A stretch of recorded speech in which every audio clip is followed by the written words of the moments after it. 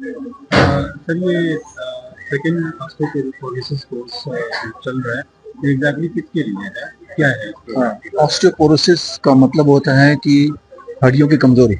Osteo means bone, हड्डी, और पोरोसिस में जहाँ पोर छेद छेद हो गए हों, हड्डी जहाँ कमजोर हो जाती है। आमतौर पे जितनी भी हमारी फीमेल्स हैं, औरतें हैं, पीरियड्स खत्म होने के बाद उनको हड्डी कमजोरी होती है। ऐसे मेनोपॉज के बाद, ऐसे ही आदमियों में 60 और 65 ईयर्स के बाद बोन की कमजोरी होती है।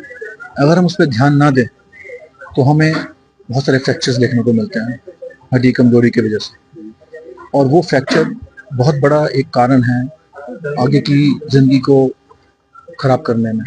वो फ्रैक्चर जो कूल्हे पे हो जाते हैं, कलाई पे हो जाते हैं, या रीढ़ की हड्डी पे हो जाते हैं, ये आगे की जिंदगी के लिए बहुत उनके लिए मुश्किल होती है, उनके खुद के लिए भी और उनकी फैमिली वालों के लिए भी। तो उसको हम रोकथाम के लिए कैसे उसको हम प्रिवेंट कर सकते हैं, कैसे रोक सकते हैं, उसके लिए ये कोर्स किया गया है। ये कोर्स है या वर्कशॉप?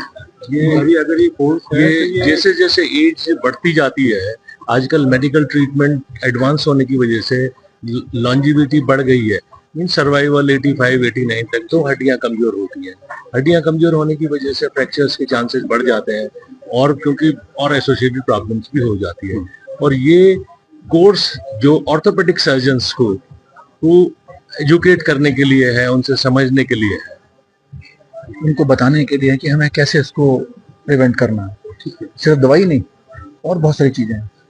जैसे ओल्ड एज में हम देखते हैं उनको चलने में दिक्कत होती है, गिर जाएंगे। घर में अगर कारपेट है, कोई डोरमेट पड़ा हुआ है, कोई तार पड़ी हुई है, तो ये उसके लिए भी है कि हम कैसे उनको प्रिवेंट करें। फॉल प्रिवेंशन वो बहुत इंपॉर्टेंट है। तो ये पूरा कोर्स इसीलिए बनाया गया है कि ना सिर्फ दवाइयाँ, कैसे हम उनको गिरने से रोक सकते हैं, कैसे वो ऑर्थोपेडिक फ्रैक्चर को हम रोक सकते हैं, उसके लिए पूरा है ये। और कैसे हम अपने सारे कलीग्स जो हैं ऑर्थोपेडिक, उनको हम एजुकेट करें कि वो इन पर खास ध्यान रखें कि वो ना गिरें। अगर फ्रैक्चर हो गया तो फिर दूसरा फ्रैक्चर ना हो, उसके लिए क्या करना चाहिए, ये उसके लिए। दवाइयों के लिहाज से अगर बात करें तो कुछ ऑस्टियोपोरोसिस के इलाज के लिए कुछ नई दवाइयाँ, बहुत अच्छी दवाइयाँ आ गई हैं। पहली बात तो ये कि हम उसको डायग्नोज कर लें, सबसे जरूरी चीज़ है। और डायग्नोज करने के बाद हम उसमें दवाई शुरू कर दें। हालत ये हुई है कि डायग्नोज करने के बाद भी, क्योंकि अवेयरनेस ना पब्लिक में है, ना ही इतनी अवेयरनेस अभी हमारे कोलीग्स में है, उसी अवेयरनेस को क्रिएट करने के लिए हमने ये कोर्स रखा है, ताकि हम जल्दी उनको, पहली बात तो हम प्रिवेंट करें बचपन से ही। ठीक है, कैसे कर सकते हैं? उनको कैल्शियम, विटामिन और एक्सरसाइज की बात करें। जब वो उस एज में पहुंच गए तो कैसे हम उनको रिस्क, जो जो जो लोग हैं जिनको होने वाली है, उनको हम आइडेंटिफाई कर लें, ताकि उनको हमको दोबारा एजुकेट कर सकें। ऑस्टियोपोरोसिस हो गया है, उनको ट्रीटमेंट है। जिसको एक फ्रैक्चर हो गया है तो दूसरा फ्रैक्चर प्रिवेंट करने के लिए ट्रीटमेंट है। तो ये हम लोगों का क्रम रहता है ट्रीटमेंट करने। तो ये 100% क्यूरेबल हो गया सर अब? ये ऑस्टियोपोरोसिस की शुरुआत, उसका प्रिवेंशन जैसे जैसे बचपन से ही शुरू हो जाता है। चाइल्ड जैसे बच्चों में वहीं शुरू हो जाता है, और उसका हमें आखिर तक ध्यान रखना पड़ता है।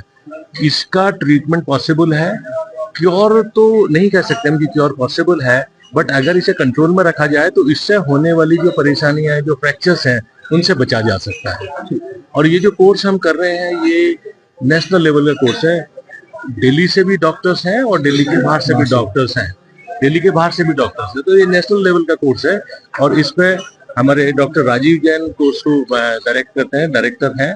ये इन्हीं का ही चलाया हुआ कोर्स है, और इसमें लोग इसे बहुत ही मतलब एंथुजियास्टिक हैं सीखने के लिए। और एंथुजियास्टिक आप यहाँ देख सकते हैं, कितने सारे हमारे doctors from all over India आए हुए हैं यहाँ।